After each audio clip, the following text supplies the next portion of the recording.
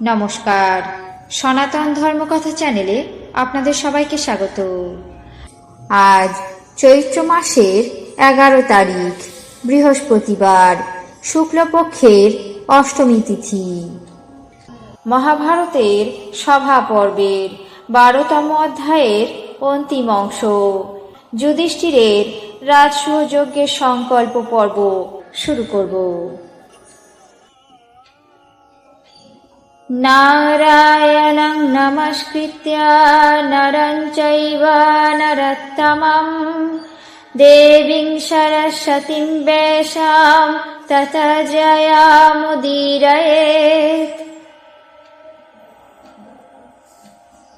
মহারাজ যুধিষ্ঠির নিজের মন্ত্রীগণ এবং ভাইদের আহ্বান করে বারবার রাজসূয় যজ্ঞের কথা জিজ্ঞাসা করতে লাগলেন।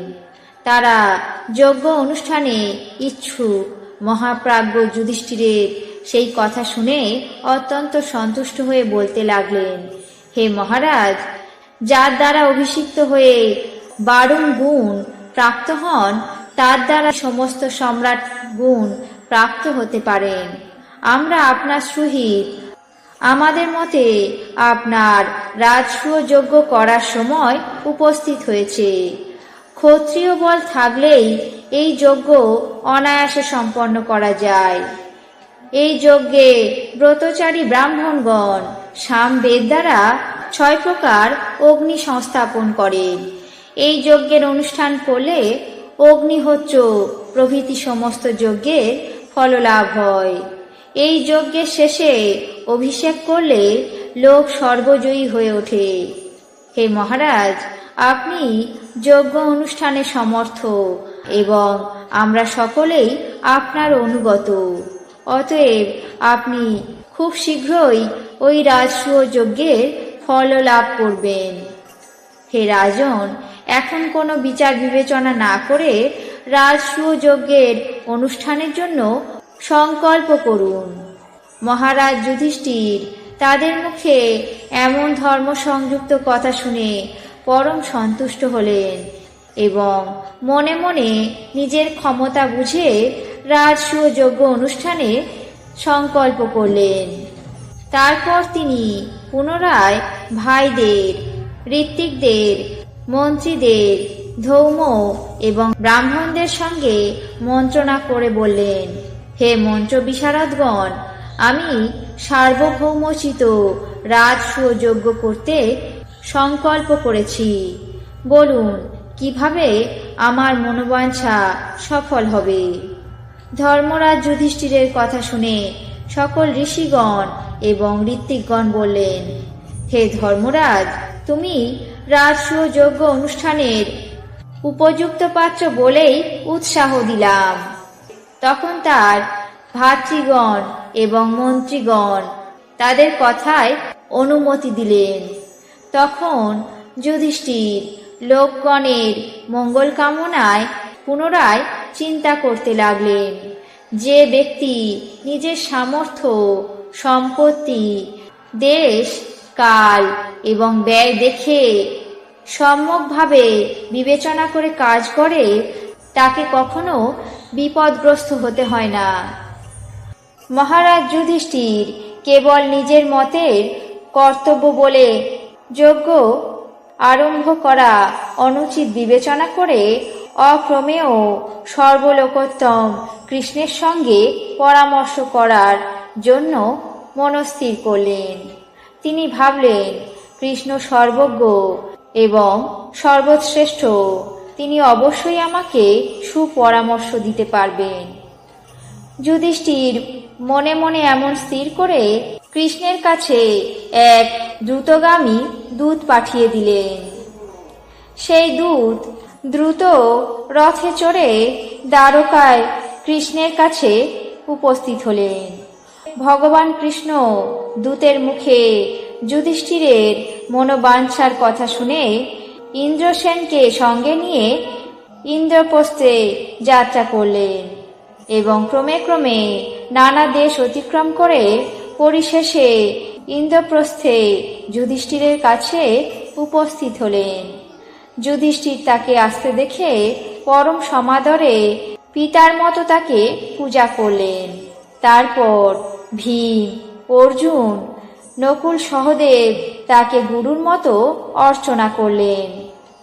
তারপর বাসুদেব কৃষ্ণ পিসিমা কুন্তির সঙ্গে সাক্ষাৎ করে অন্যান্য সুহৃদদের সঙ্গে আমোদ প্রমোদ করতে লাগলেন।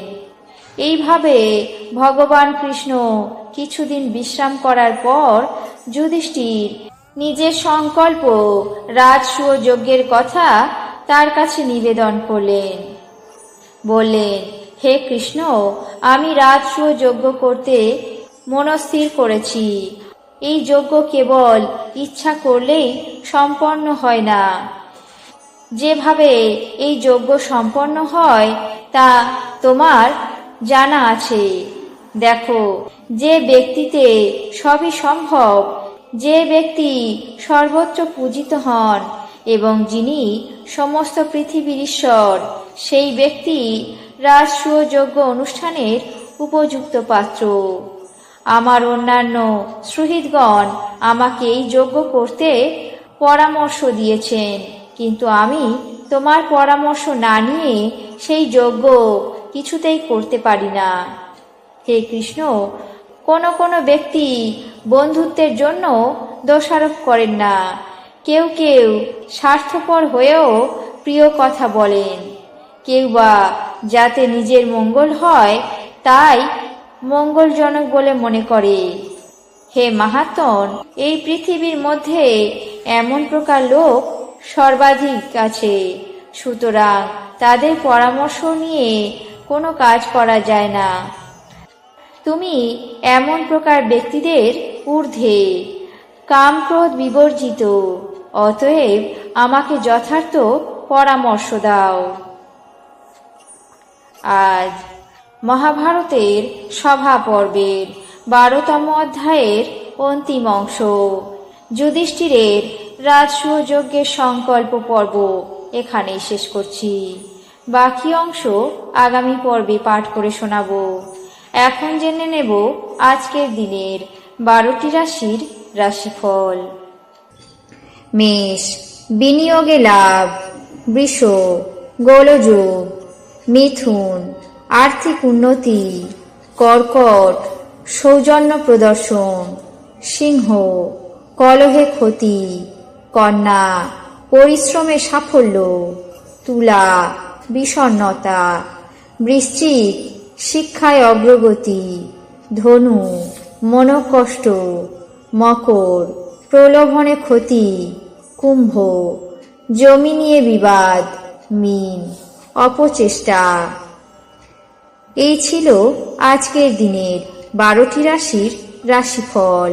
আপনাদের কেমন লাগলো তা অবশ্যই কমেন্ট বক্সে জানাবেন। চ্যানেলটিকে সাবস্ক্রাইব করবেন, লাইক করবেন, শেয়ার করবেন। ধন্যবাদ। এই ছিল আজকের দিনের 12টি রাশির রাশিফল। আপনাদের কেমন লাগলো তা অবশ্যই কমেন্ট বক্সে জানাবেন। চ্যানেলটিকে সাবস্ক্রাইব করবেন, লাইক করবেন, শেয়ার করবেন। ধন্যবাদ।